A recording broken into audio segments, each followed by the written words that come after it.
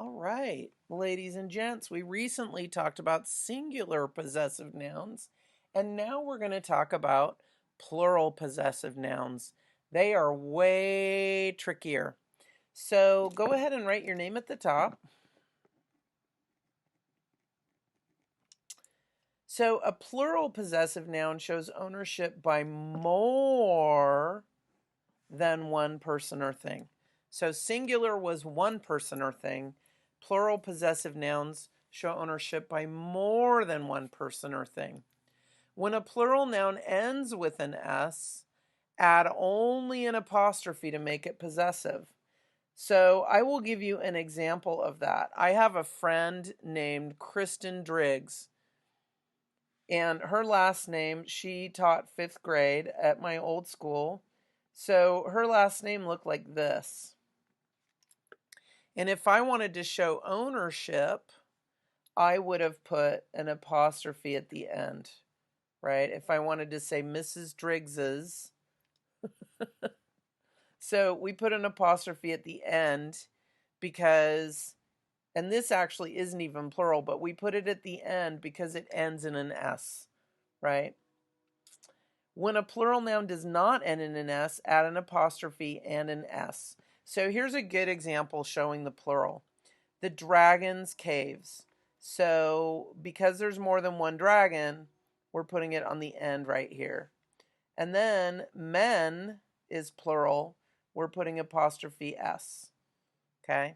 So because men doesn't end in an S, we just put apostrophe S. All right? If it does end in an S, then you're going to put an apostrophe at the very end. Okay? All right, we might do all of these together because this is a little bit tricky. Write each phrase another way. Use the possessive form of the underlined noun. Legends of different countries. So we're going to say different countries' legends. This ends in an S, so where's the apostrophe going to go? Right here. Nothing else, just apostrophe. So we're going to write countries. I know it looks weird. Just floating out there on its own. But here's the thing. You can't add an S to this because you can't say countries, just like you can't say Mrs. Driggs's, right? It's too hard to say. So we just say Mrs. Driggs's and the apostrophe in the end, or countries, and we put the apostrophe on the end.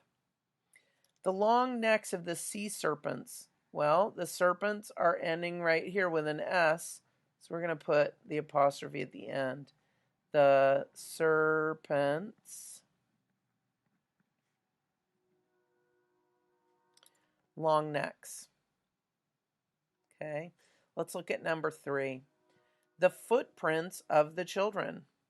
Well, this is not ending in an S, so we're probably just going to put apostrophe S. The children's footprints.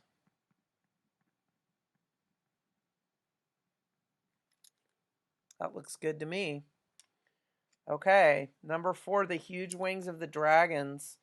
This ends in an S, so we're probably just going to pop an apostrophe on the end. The dragon owns its huge wings.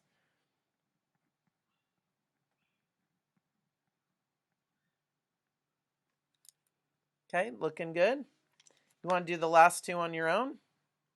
Dun, dun, dun. Dun, dun, dun. I'll do them over here off camera.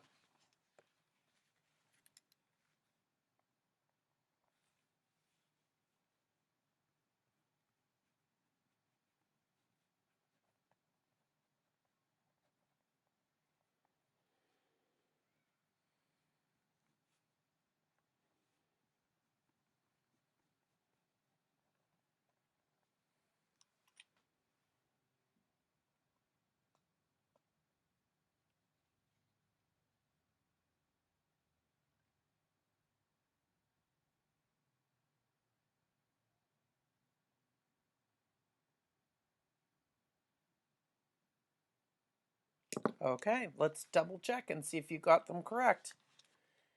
So I looked at the young women's and I put an apostrophe S because it did not end in an S. the young women's brave actions. And then on number 6, I had castles, the towers of the castles. It ends in an S, so it has to have an apostrophe at the end, the castles, towers. So hopefully you got those correct. Remember, when it ends in an S, you just throw an apostrophe at the end. When it doesn't, you put an apostrophe and then an S. Okay? I know it looks weird when you do that, when you just put the apostrophe on the end, but it's really the only thing you can do, because if you add another S, it's going to be impossible to say Driggses. I always tease Mrs. Driggs too by saying Driggses. All right. Thank you for joining me. I hope this helped you to understand plural possessive nouns, and I will talk to you later.